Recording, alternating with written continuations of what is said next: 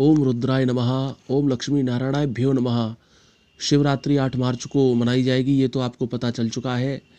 शिवरात्रि को पूजन कैसे करना है, इसका वीडियो डिस्क्रिप्शन में दिया गया है, आप अवश्य देख सकते हैं। ये जानकारी हवन से जुड़ी हुई है। इस पर हम बात करते हैं कि शिवरात्रि को कैसे हवन करना है, महादेव को कैसे प्रसन्न कर सकते हैं और भी अन्य देवी देवताओं को हविष्य हवन के द्वारा कैसे पहुंचाया जा सकता है। हवन के माध्यम से जब देवी देवताओं को हविष्य यानी कि सामग्री चढ़ाई जाती है, उससे देवता अत्यंत प्रसन्न होते हैं। देवताओं को प्रसन्न करने के लिए हवन से ज़्यादा अच्छा शायद ही कोई ऐसी प्रक्रिया होती होगी जो की जाती हो।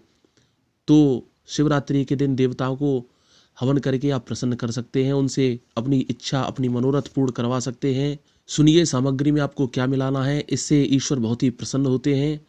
सामग्री में गुड़ या धान अथवा आप दोनों में से कोई भी वस्तु मिलाकर हवन कर सकते हैं। दोनों वस्तुओं को भी मिलाया जा सकता है, इसमें किसी भी बात की कोई समस्या नहीं है। ये बहुत ही शुभ रहेगा आपके लिए। शिवरात्रि के दिन खीर से माँ लक्ष्मी की आहुति दी जा सकती है, इससे भी माँ लक्ष्मी अत्यंत प्रसन्न होती हैं। और जब माता लक्ष्मी प्रसन्न होती हैं तो आपको क्या प्राप्त होगा ये आप भली भांति जानते हैं।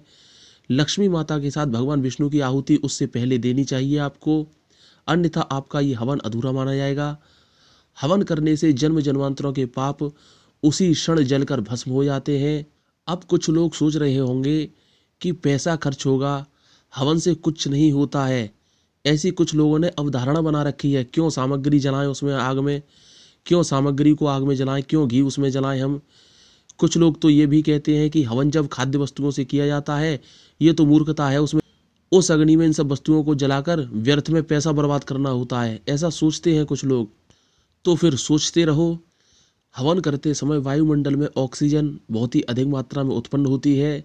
जब 1 तोला घी देशी गाय का उससे हवन में आहुति दी जाती है मंत्रों का उच्चारण करके, तो वायुमंडल में 3 से 4 कुंटल ऑक्सीजन की उत्पत्ति होती है।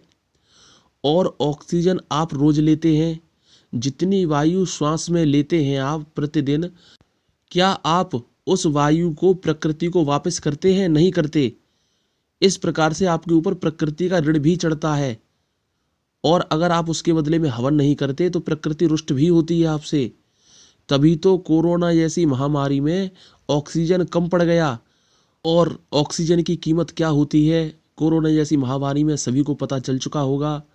मुफ्त में ऑक्सीजन लेकर स्वयं को पोषित करते रहते हैं हम, क्योंकि जो चीज़ हम जिस किसी से भी लेते हैं उसके बदले में हमें कुछ ना कुछ भुगतान अवश्य करना पड़ता है, उसका टैक्स देना पड़ता है। और अगर नहीं देते तो वो अपने हिसाब से ले लेते हैं, चाहे वो कोई भी हो, चाहे कोई अधिकारी हो, प्रशासन हो या फिर वो प्रकृति हो, अपने हिसाब से वो अपना टैक्स ले लेते हैं। तो शिवरात्रि के दिन आप हवन अवश्य करवाएं, सुयोग्य ब्राह्मण और पुरोहितों को बुलाकर। ऐसा करने से ज़्यादा नहीं तो उतना ऑक्सीजन तो आप प्रकृति को दे ही पाएंगे जितना आप प्रत्येक वर्ष में अपने जीवन को पोषित करने में प्राप्त करते हैं। तो ये वीडियो सभी को शेयर कर दीजिए और चैनल सब्सक्राइब कर लेना, ऐसे वीडियो आप तक हमेशा पहुंचते रहेंगे। जय माँ भगवती, जय माँ कामाख्या।